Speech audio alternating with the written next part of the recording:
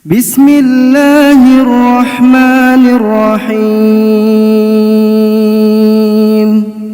Aturkan kepada Nabi kita yang mulia Muhammad Rasulullah Sallallahu Alaihi Wasallam, pada keluarga, para sahabat, tabi'in, tabi'ut tabi'in. Mudah-mudahan kita termasuk orang yang istiqamah menjalankan apa yang telah beliau perintahkan kepada para sahabat dan generasi berikutnya. Mudah-mudahan kita semua mendapatkan syafaat dari Rasulullah yang mulia. Amin ya rabbal alamin. Jamaah Allah muliakan, kita akan membahas tema yang sederhana, yaitu kalau tahun 2024 sekarang, walaupun sudah ujung bulan, kalau kita hitung angka berapa umur kita, masing-masing kita bisa menjawab lah berapa umur kita. Ada mungkin yang umurnya di tahun 2024 40 tahun, 45 tahun, atau mungkin lebih 50 tahun, atau mungkin lebih. Nah, ini penting untuk kita renungkan. Sekarang umur saya sudah berapa? Kalau kita bandingkan dengan hadis Nabi Sallallahu Alaihi Wasallam, dalam hadis Imam At-Tirmidzi, kata Nabi, a'malu ummati bainama a'malu ummati ma baina as-sittin ila as-sab'ina wa aqalluhum man yajuzu dzalika. Umur umatku ini, kata Rasulullah, antara 60 sampai 70 tahun, dan sedikit dari mereka yang melebihi itu. Nah, kita patokannya maunya 60 atau 70? 70 ya. Coba kalau misalnya prediksi Nabi 70 tahun umur kita, nah sekarang umur kita berapa misalnya? Ada yang sudah 50 di sini, angkat tangan. Oh, 40 sudah lewat ya. Ada yang mungkin sudah 55, angkat tangan saja. Atau di atasnya dikit lah, atau di bawahnya dikit, 55. Ada ya? Anggaplah 55. Nah, berarti kalau Nabi memprediksikan 70 tahun, 70 dikurangi 55 tahun, berapa tahun lagi meninggal? 15 tahun. Ada yang sudah 60? Ada ya? 60. Kalau prediksi Nabi 70 tahun, berarti sekitar 10 tahun lagi meninggal dunia. Ini kalau 70, tapi kalau 60 prediksinya, berarti ya nunggu hari saja. Jamaah muliakan, jadi umur kita ini boleh berbeda. Ada yang 50, 55, 60, ada yang lebih, ada yang kurang. Yang jelas Nabi menjelaskan bahwa umur umat beliau ini antara 60 sampai 70 tahun. Ini menunjukkan bahwa hidup kita di dunia ini ada batasnya, ada perputaran. Kita hari ini boleh jadi di atas bumi, mungkin hari ini atau besok dan lusa berada di bawah bumi. Nah, usia kita yang sekarang ada yang 50, 55, 60 lebih atau bahkan kurang. Kita masih berada di alam yang namanya alam dunia. Disinilah kita menghabiskan waktu untuk beramal.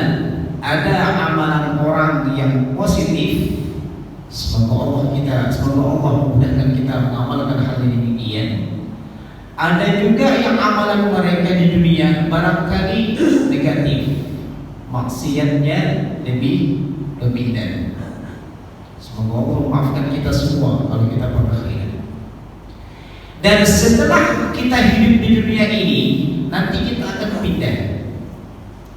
pindah ke alam yang namanya alam kubur atau alam barzakh, dan banyak perjalanannya. Nah, oleh karena itu, saat umur kita ini bertambah, maka sebenarnya jatah usia kita ini berkurang. Kalaulah umur kita misalnya diprediksikan 70 tahun, dan sekarang misalnya 55 tahun lewat 1 hari, berarti berkurang. Besok hidup lagi, otomatis jatah hidup kita juga berkurang. Demikian seterusnya. Maka para ulama itu menasihati kita, kalau kita ditanya berapa umurmu, sebenarnya tidak perlu berbangga. Gak perlu misalnya merasa kayak puas, apalagi mohon maaf sombong, umur saya sudah sekian dan sekian. Kenapa? Karena jatah usia kita sebenarnya berkurang. Nah, kita mau menekankan, meneladani para ulama generasi awal. Bagaimana kalau mereka ditanya tentang berapa umurmu? Nah, kalau tadi kan kita ketika ada tema berapa umurmu bisa menjawab masing-masing. Tapi kalau orang tanya, Pak, berapa umur Bapak sekarang? Atau Ibu, berapa umur Ibu sekarang? Nah, perhatikan ulama-ulama zaman silam itu menjawab seperti apa.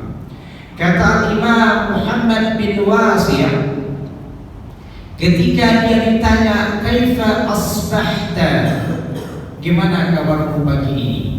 Kita kan sering nanya yuk, teman-teman, gimana kabarnya? Walaupun mungkin sebatas masa basi. Atau orang serius lagi, berapa umurnya sekarang? Maka para ulama zaman dulu itu, dia tidak cepat menyebut angka. Spontan misalnya umur saya 55 tahun, 60 tahun, dan seterusnya. Tidak spontan. Tapi ketika dia ditanya berapa umurmu, gimana kondisimu hari ini, dia segera mengingat orang-orang yang sudah meninggal dunia. Kata dia, ma dhannuka bi rajulin yartahilu kulla yawmin marhalatan ila al-akhirah. Jadi ketika ditanya gimana kabarmu, dia bilang apa? Coba gimana pendapatmu terhadap orang yang selalu gonta-ganti, hari ini sebulan meninggal, besok sebulan meninggal, besok sebulan meninggal. Nah, kira-kira kita nih yang ditanya gimana kabarmu, siap gak sudah menghadapi untuk pindah ke alam berikutnya? Artinya orang kalau ditanya berapa umurmu, untuk spontan dia mengingat, saya ini mau meninggal dunia, karena jatah umur saya berkurang. Bukan dengan begitu bangga mengatakan umur saya sekian dan sekian. Ingat dia, oh kalau saya ditanya berapa umur saya, berarti jatah hidup saya berkurang. Makanya Al-Hasan Al-Basri rahimahullah ta'ala diungkap oleh Al-Imam Ibnu Rajab Al-Hambali dalam kitabnya Jami'ul Ulum wal Hikam.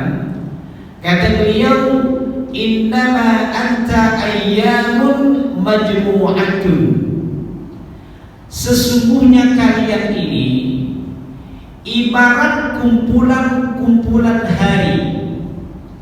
Kullama madha yaumun, setiap lewat hari itu buka, maka berkurang jatah hidup kalian. Makanya ulama menyebutkan sebenarnya tidak ada istilah awal dan akhir tahun. Tidak ada istilah awal dan akhir bulan untuk kita ini. Kenapa? Yang ada adalah jatah hidup kita, jatah umur kita itu sebenarnya berkurang. Nah, kata Al-Hasan Al-Basri lagi, Ibnu Adam, kita semua ini anak Adam, innama anta baina muthitaini, berada di dua kendaraan yang senantiasa gonta-ganti. Sekarang kita berada di kendaraan yang bernama siang. Mungkin kalau Allah panjangkan umur kita, nanti malam kita berada di kendaraan yang bernama malam.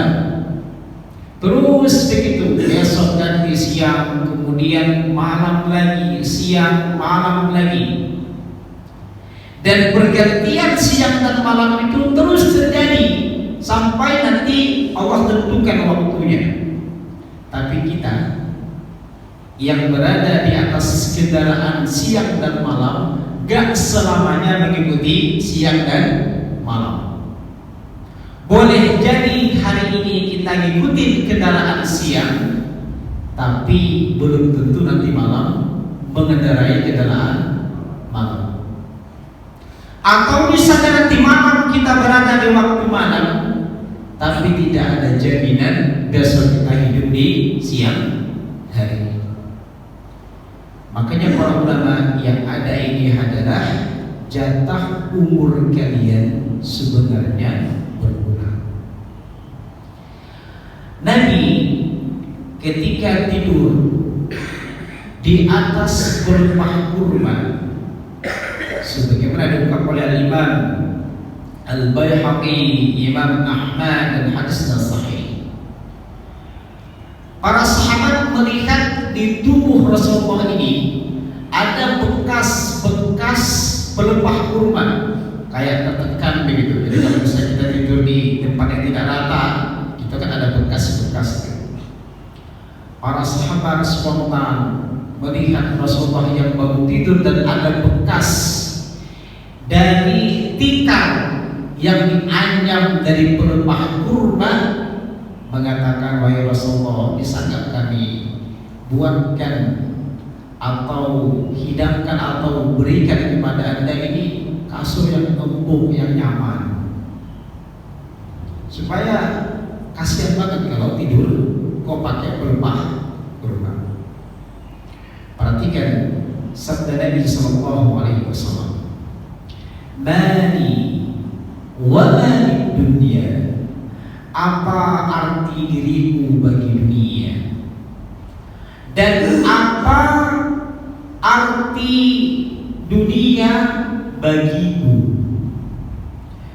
Ma ana fid dunya illa karakibin istawalla tahta syajaratin thumma raha wa tarakaha.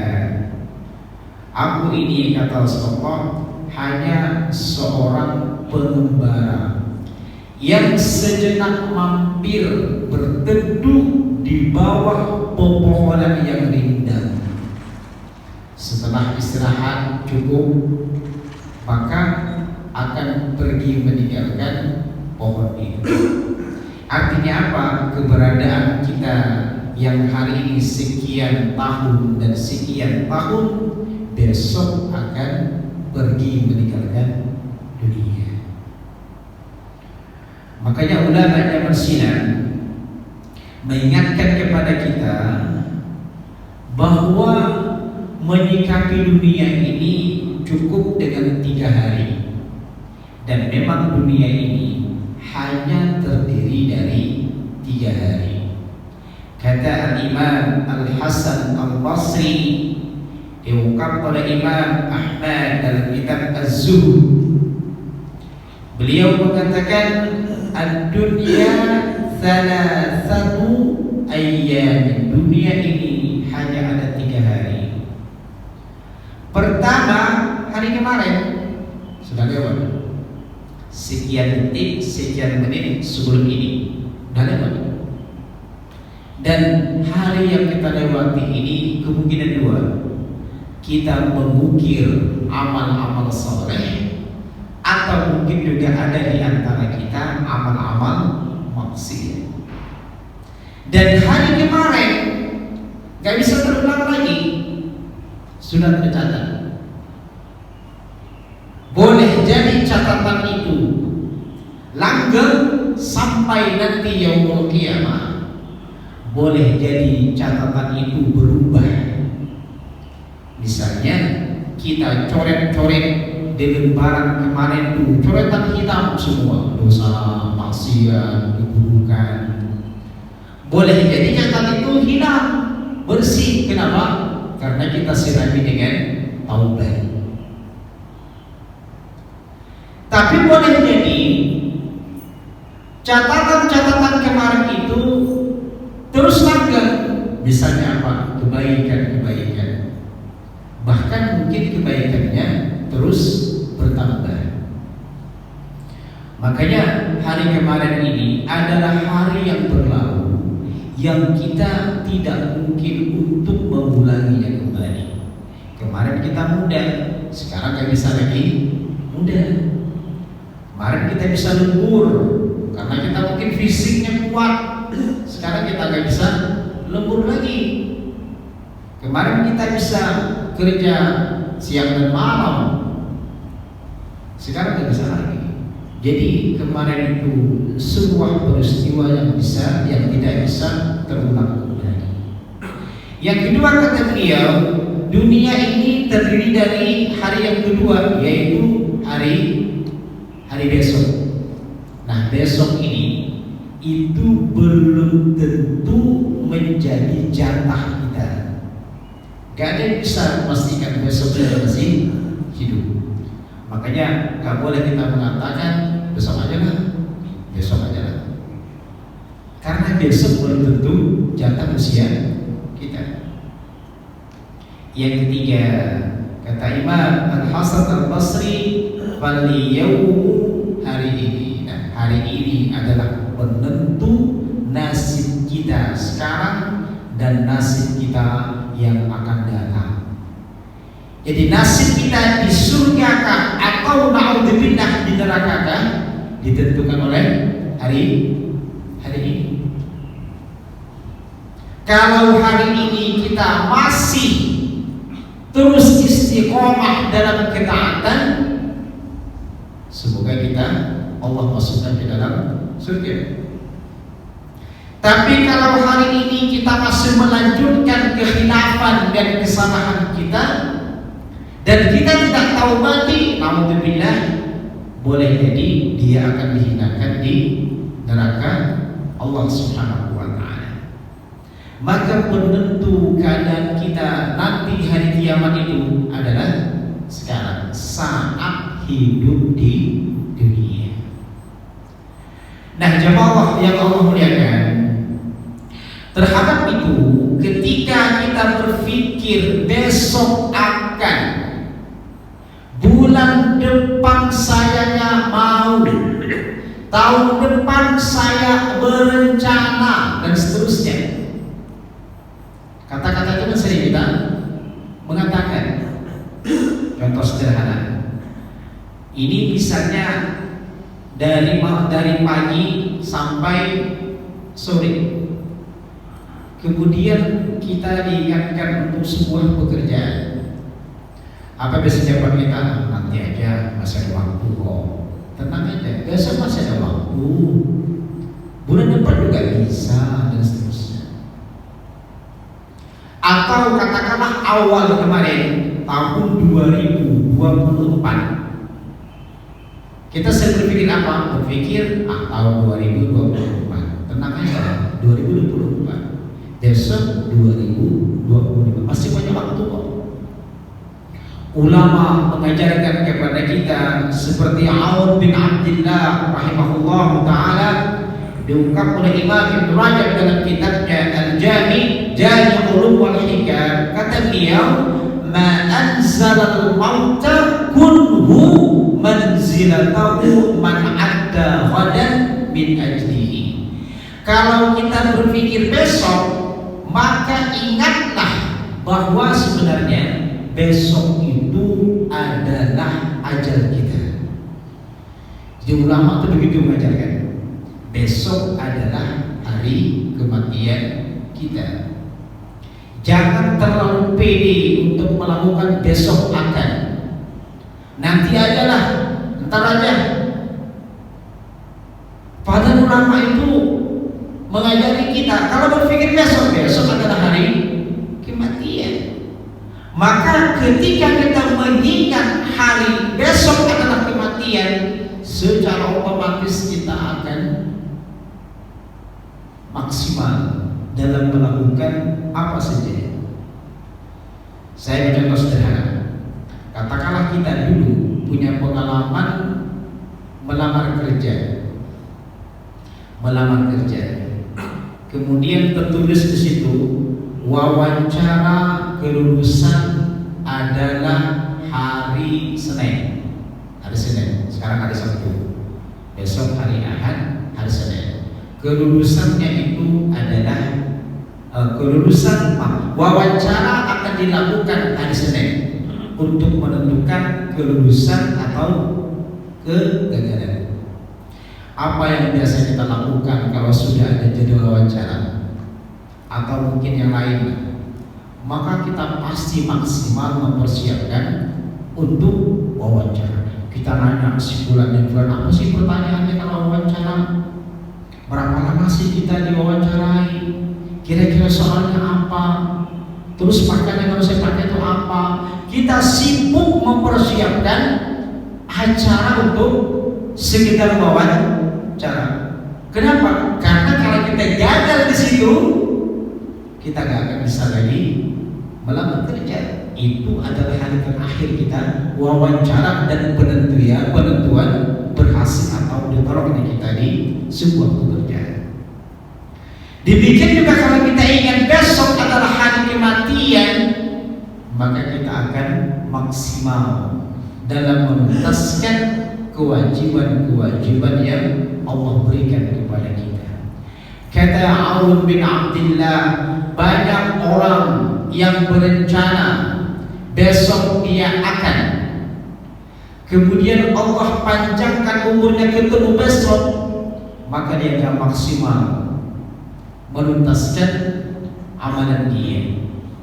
Dan banyak pula orang yang berpikir besok saya akan, tapi Allah cabut umurnya, cabut nyawanya sebelum menemui hari esok.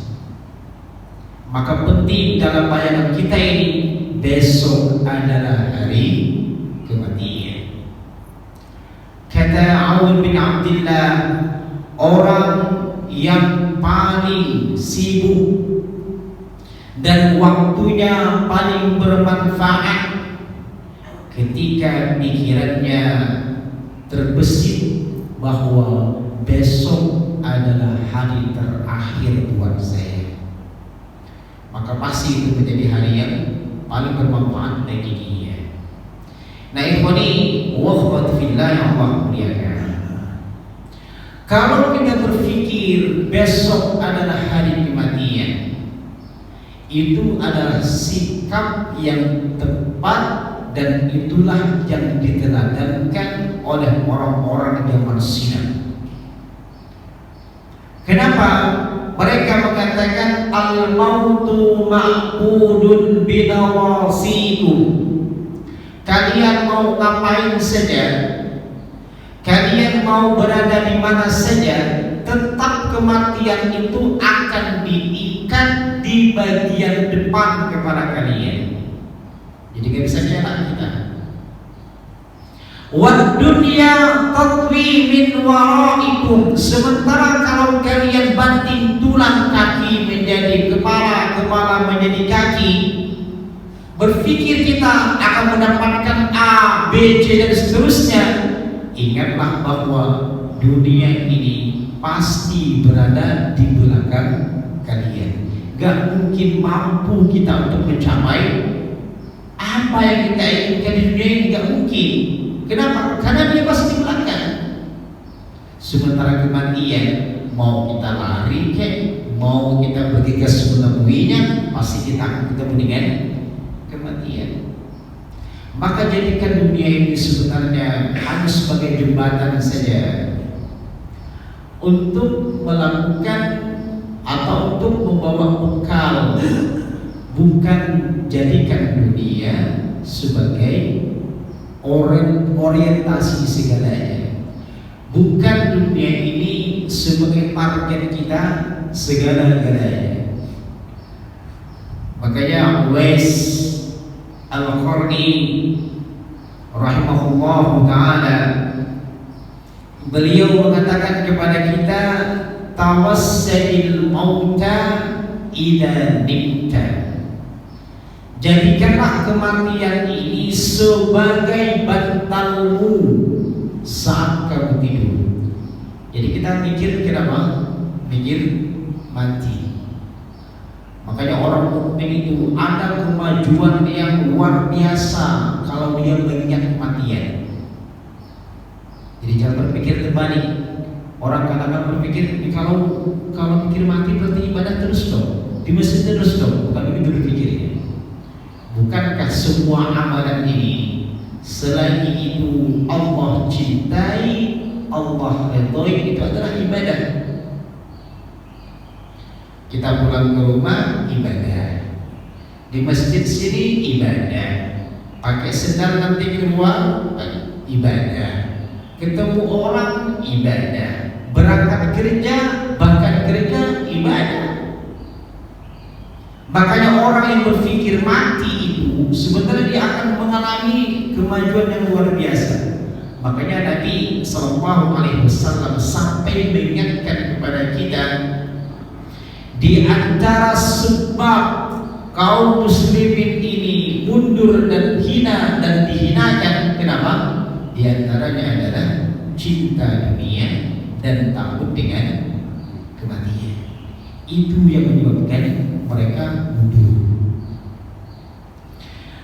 Waj'alhu nasba 'ainaika, dan jadikanlah kematian itu selalu berada di pelupuk mata kalian. Jadi bagaimana saya hidup dengan kemuliaan dan bagaimana saya mati pun dalam kemuliaan. Jangan dibalik. Bagaimana hidup puas-puas, mati udahlah urusan belakangan. Berpikirnya hidup mulia dan mati juga dengan mulia. Wa idza kunta fad'ullaha ay yuslihanaka, kalau kamu bangun masih Allah berikan umur, maka berdoalah kepada Allah Jalla wa Ala supaya diperbaiki hati dan niatmu. Supaya apa? Karena agar kita hidup ini semua bernilai ibadah. Bangun tidur berpikirnya, ya Allah, mudah-mudahan apa yang saya lakukan ini semua karenamu. Ya Allah, mudah-mudahan apa yang aku lakukan ini semua mendapatkan ridho-Mu dan seterusnya. Nah, jamaah Allah muliakan, saya sering mengingatkan saya dan pribadi, ini gambar dan ungkapan para ulama terhadap gambar ini. Di antaranya, yuqatilul insanu tiwala hayatihi min ajli dunya. Kita yang sering berpikir umur saya sekian dan sekian, kita habiskan sebagian besar waktu kita untuk meraih dan mengumpulkan dunia, yang mungkin anggapan kita dengan dunia ini orang akan memberikan penghormatan kepada kita. Orang gak menghinakan diri kita. Wa indama yamutu la tamnahu dunya. Kalau dia meninggal dunia, maka dunia hanya memberikan jatah kepada dia. Ini pernah saya sampaikan, hanya sebidang tanah untuk tempat dia dikuburkan. Sementara sekian tahun umur kita ini banyak kita habiskan untuk beramal yang niat kita mungkin jarang terpasang untuk ibadah. Kita kerja begitu saja, kita melakukan apa saja lewat begitu saja, tanpa ada niat yang lurus untuk beribadah. Dunia hanya memberikan jatah kepada kita 120 cm ke bawah, kemudian 75 cm lebarnya, dan untuk tubuh kita 55 cm. Inilah jatah dari dunia yang hari ini kita mengatakan apa? Tanah saya sekian hektar, ya, usaha saya sekian dan sekian. Tapi ingat, kalau sudah meninggal dunia, dunia hanya ngasih jatah kepada kita selebar dan seukuran ini. Maka kalau ditanya berapa umurmu, ingatlah ini sebenarnya, ingatlah kematian. Bukan kita bangga umur saya sekian dan sekian. Ulama menasihati kita bahwa suratul ayyam mukhifah, hari ini begitu cepat berlalunya. Wal umru yajri kas-sahabi, umur kita pun berlari secepat awan menghabiskan jatahnya. Coba kalau kita ingat misalnya dulu kita masih muda, tahu-tahu udah punya anak, gitu kan? Anak tahu-tahunya sudah TK, tahu-tahunya sudah nambah 2, nambah 3 dan seterusnya. Anak tanpa terasa sudah selesai kuliah dan seterusnya. Jadi umur kita ini cepat berputarnya, nggak terasa. Dulu kita sukses, sekarang sudah di rumah. Dulu kita gesek-gesik kalau kerja, sekarang sudah nggak kerja lagi. Tanpa terasa umur ini cepat berlalunya. Maka para ulama menasihati kita, famla sayhafataka bil hasanat. Karena itu isilah lembaran-lembaran umurmu dengan catatan-catatan yang indah, qabla an tatwiha, sebelum kematian itu menjemput kita. Ini mungkin diantara solusi. Kalau sudah waktu tanpa terasa, maka segerakan mengisi sisa-sisa umur kita ini semuanya dengan kebaikan. Karena kita tidak tahu pasti kapan kita meninggal dunia. Al-Imam Daud Al-Ta'i, beliau berkata, malam dan siang ini adalah tempat persinggahan kita semua. Kalau kalian mampu berada di siang hari misalnya, karena mau menghadapi malam, jangan lupa bawa bekal sebanyak-banyaknya di siang hari. Kemudian kita ketemu malam, jangan lupa juga membawa bekal untuk menghadapi besok di siang hari. Demikian seterusnya. Kenapa? Kata para ulama, karena boleh jadi perjalananmu ini selesai, dan boleh jadi kematian itu datang dengan tiba-tiba. Kematian tidak berwarna, kematian tidak berbau. Dia boleh datang sekehendak Allah Subhanahu wa ta'ala. Para ulama Arab ahli syair mengatakan satu benda, satu makhluk Allah Subhanahu wa taala yang bernama maut. Padahal penyebab kematian itu banyak. Setiap orang bahkan merasakan kematian. Kalau orang tidak mati ditusuk oleh pedang, boleh jadi dia mati oleh sebab-sebab yang lain. Saya punya cerita, Allah yarham Ustaz Zain Abdul Wahab. Dia menceritakan orang juga dari Solo ke Jakarta, dia naik bis. Maka dia berpikir, oh naik di depan saja. Maka dia pesan tiket itu untuk duduk di depan. Kemudian selintas pikirannya, nanti kalau saya di depan, kalau tabrakan berarti saya yang pertama mati. Maka dia minta pindah untuk duduk di kursi yang belakang. Apa yang terjadi? Tabrak di belakang. Jamaah muliakan, ada surat cinta dari sebagian ulama generasi awal.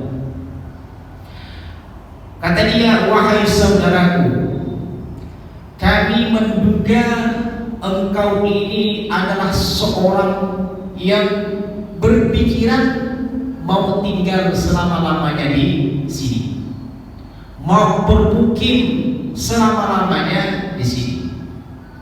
Padahal kamu ini hanyalah musafir.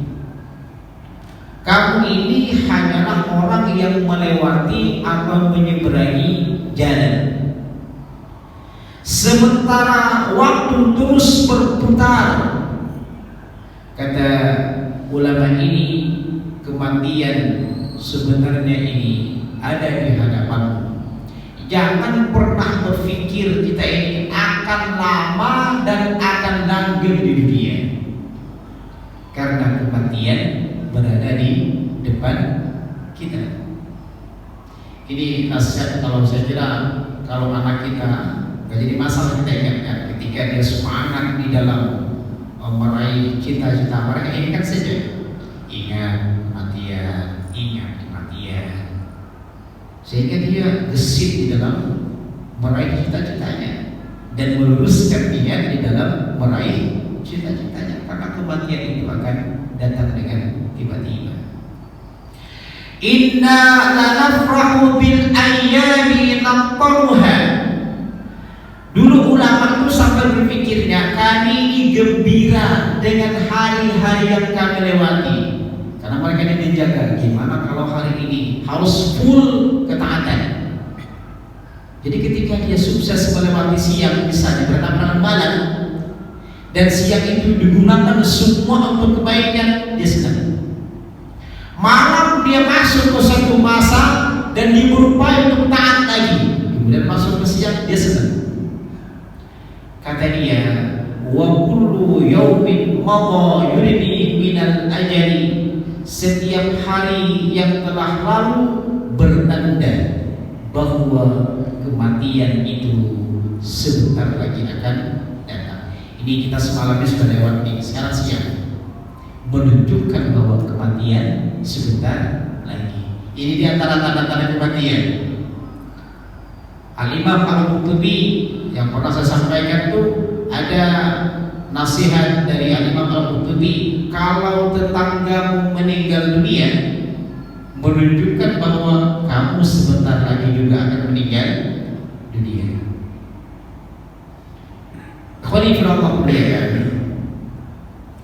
Lebih-lebih lagi ketika kita yang sudah berusia 40 tahun atau lebih, para ulama mengatakan wa hadza fihi irsyadun liman balaghal arba'ina.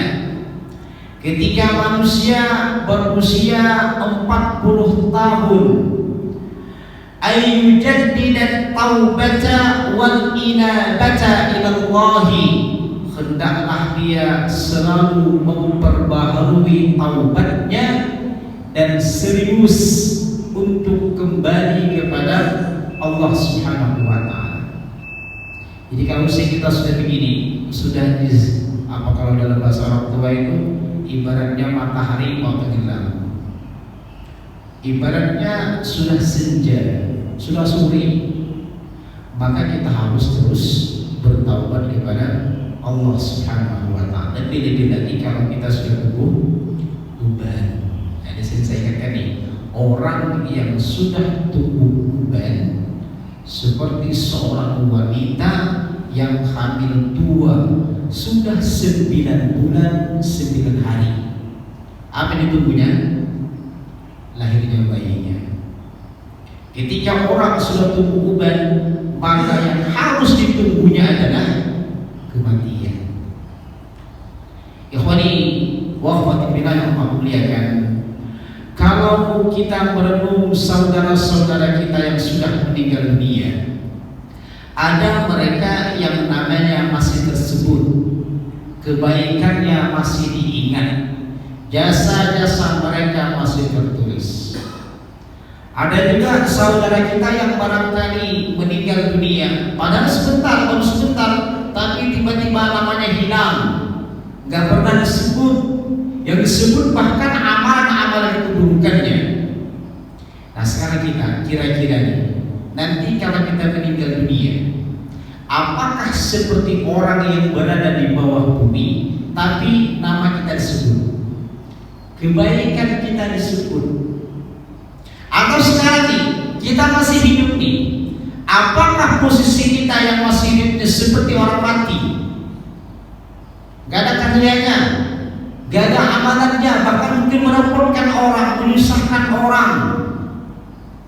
Maka dasar para ulama, manusia ini ada dua, seperti orang yang sudah mati tapi dia seakan-akan hidup, atau seperti orang yang hidup berjalan dia tapi seakan-akan dia ini mati, gak ada gunanya. Makanya dua hal yang pasti Allah tanya terkait masalah umur ini. Pertama, kata Nabi SAW dalam hadis Imam At-Tirmidzi, umur yang sudah kita lewati sebenarnya untuk apa dan kita isi dengan amalan apa? Coba kalau ada pertanyaan, Bah kemarin Bah selama sepekan ngapain? Misalnya ada dari cucu kita, gimana jawabannya itu? Baru sepekan. Bah kemana sepekan ngapain? Ini Allah tanya, wa an umrihi fima afnahu, umur kita nih yang sudah 65 tahun, sudah 70 tahun. Kalau ada pertanyaan, dan pasti ada pertanyaan, kita gunakan untuk apa umur itu? Yang kedua di poin 4 ini, wa an jismihi fima ablahu. Kita pernah mengatakan saya capek, saya lelah, kita kan saya ngantuk, saya mau istirahat. Nah pertanyaannya, kamu ngantuk itu karena apa? Kamu lelah itu karena apa? Apa yang kamu lakukan? Karena kan biasa ada orang yang misalnya dia malam lembur, boleh jadi dia menafkahi keluarganya, boleh jadi dia ibadah. Paginya dibilang saya capek, saya ngantuk, berarti ngantuknya alasannya bagus. Tapi mungkin ada juga sebagian kecil dari kita yang malamnya dilembur bermaksiat kepada Allah. Paginya dibilang apa? Saya ngantuk. Ngantuknya digunakan karena bermaksiat kepada Allah Subhanahu wa taala. Nah, karena itu penting kam madha minhu, umur kita yang sudah sekian tahun ini kita gunakan untuk apa itu? Kita isi dengan apa itu? Apakah dengan hal yang positif, mudah-mudahan, ataukah dengan hal yang negatif? Karena itu Al-Imam Asy-Syafi'i, Al-Imam Malik juga sama. Beliau ketika ditanya berapa umurmu, maka beliau tidak menjawabkan. Apa kata mereka? Laisa minal muru'ati ay yukhbira ar-rajula bisinnihi bukan merupakan sikap yang bagus jika seseorang menceritakan umurnya. Jadi gak bagus Pak, umur saya sekian dan sekian. Kenapa? Alasannya karena kalau dia cerita umur saya masih muda, maka mungkin nanti orang yang dengar tuh masih muda kok. Kalau kita bilang umur saya sekian, umur tua, orang bilang apa? Waduh tua, sebentar lagi akan meninggal. Tapi pun dosen pun Pak. Maka tak penting kalau kita mau jawab angka itu. Yang paling penting ketika kita ditanya berapa umur kita, kita segera berpikir umur saya yang saya habiskan ini kira-kira banyak positifnya kah? Atau naudzubillah banyak negatifnya. Yang terakhir, Al-Imam Fudail bin Iyad beliau berkata, tuhsinu fima baqiya. Sekarang umur masih ada, Allah masih berikan waktu kepada kita, maka kata beliau, beramallah maksimal amal yang baik di sisa-sisa umur yang ada. Yughfaru laka ma madha, pasti Allah akan hapuskan kesalahan-kesalahan kalian silam. Fa innaka in asahta fima baqiya, namun kalau masih ada umur, masih ada waktu kok digunakan untuk maksiat, ukhidta bima madha wa bima baqiya, boleh jadi nanti Anda akan disiksa lantaran dosa yang kemarin saja tidak diperbaiki, tidak ditaubati, ditambah dengan sisa-sisa waktu yang ada ini masih digunakan untuk maksiat. Maka solusi ini tepat. Kalau masih ada waktu, ayo kita gunakan semua untuk kebaikan. Mumpung kematian belum datang kepada kita. Jangan sering mengatakan nanti. Dan sudah banyak kisahnya, Allah saja menyebutkan saat orang menghadapi sakaratul maut, mereka bilang apa? Tunda-tunda. Bahkan ketika mereka sudah meninggal dunia, kepinginnya apa? Kembali kepada dunia. Karena sering mengatakan nanti aja. Ingat, kematian datang boleh jadi dengan tiba-tiba. Jadi kita simpulkan jamaah muliakan pertama, bahwasanya menghadapi besok dan seterusnya, ingatlah bahwa besok boleh jadi adalah hari kematian kita. Satu. Yang kedua, kalau Allah takdirkan kita masih ada waktu sekarang nih, kemudian sekian jam nanti dan seterusnya, maka tetaplah kita gunakan untuk kebaikan, untuk melakukan amal soleh, dan jangan sekali-kali bermaksiat kepada Allah Subhanahu wa Ta'ala. Demikian saya kira yang bisa kita sampaikan, mudah-mudahan menjadi nasihat untuk saya dan kita semua. Wassalamualaikum warahmatullahi wabarakatuh. Kita tutup dengan doa kafaratul majlis. Subhanallahumma wa bihamdika asyhadu an la ilaha illa anta astaghfiruka wa atubu ilaik. Assalamualaikum warahmatullahi wabarakatuh. فبأي آلاء ربكما تكذبان